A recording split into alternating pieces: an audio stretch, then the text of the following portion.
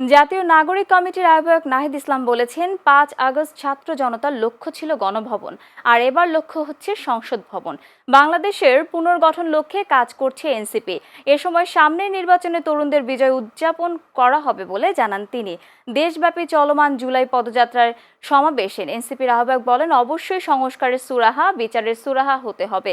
খুনি হাসিনার বিচার দেখতে চায় ছাত্র জনতা।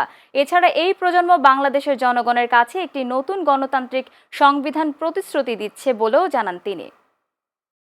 প্রিয় বন্ধুগণ, ৫ই আগস্ট ২০২৪-এ আমাদের লক্ষ্য ছিল ফ্যাসিবাদের পতন। এবার আমাদের লক্ষ্য হচ্ছে বাংলাদেশের পুনর্গঠন।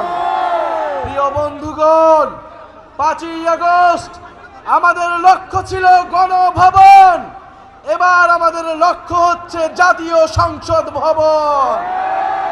আমরা গণভবন জয় করেছি, এবার জাতীয় সংসদকে আমরা জয় করব।